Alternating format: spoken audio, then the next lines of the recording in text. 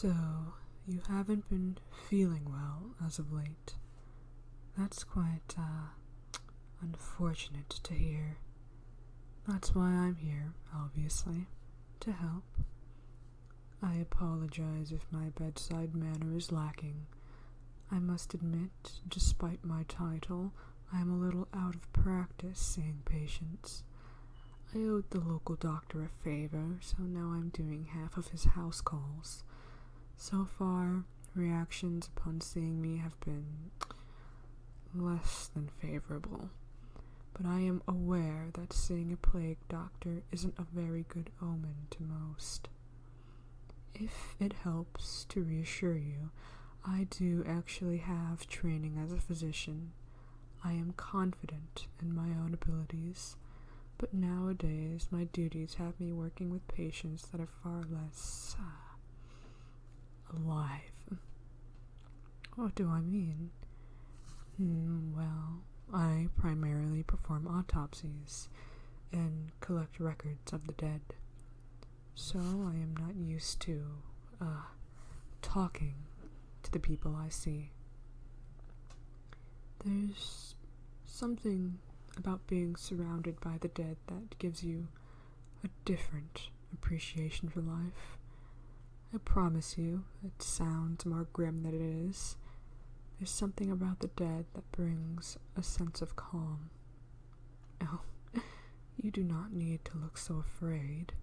I promise that I take the utmost care of my patients, living or otherwise.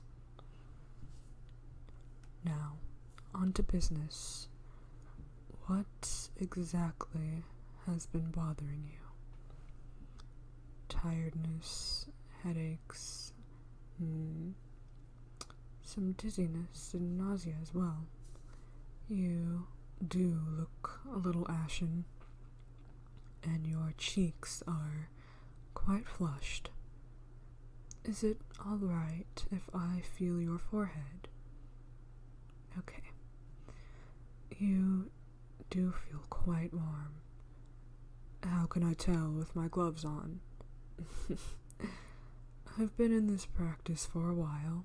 You pick up a few things along the way. Oh, and I can feel you shaking as well. Do you feel cold? One moment. Here, wear this. I tend to carry an extra coat with me if my work ever gets messy, for lack of a better term. It should help you feel less cold and a little more comfortable. So, how long have you been feeling unwell? Oh, that long? I hope you haven't been on your own this entire time. I see.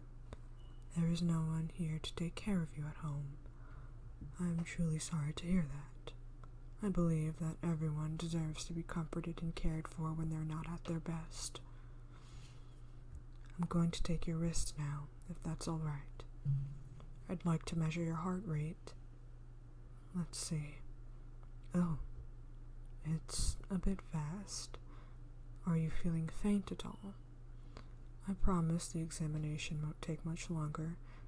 Afterwards, I recommend you lay down and refrain from straining yourself. Now for your eyes. I'm looking for any yellowness to your sclera that could indicate a more serious illness. Thankfully, I'm pleased to report that your eyes are perfectly fine. They look quite nice, actually. You have an odd look.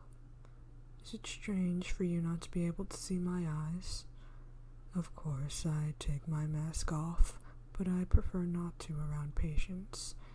It's part of my uniform after all, and I like the anonymity. The good news is that you don't seem to be suffering from anything terribly serious. It sounds like a seasonal fever to me. Typically, this sort of ailment is treated with a simple bloodletting procedure. My personal preferred method is to use leeches. It makes the process much neater, and it's less painful for my patients as well. Unfortunately, I was not prepared to perform a bloodletting procedure today, and I do not have leeches on hand. Pity. I sincerely apologize for being so unprepared. It looks like I'll have to save anything fun for another time. Luckily, I do have an assortment of medicinal herbs on me that, if brewed into a tea, should help alleviate your symptoms. It has a sort of floral taste and is fairly sweet. I can prepare it for you if you'd like. It won't be long.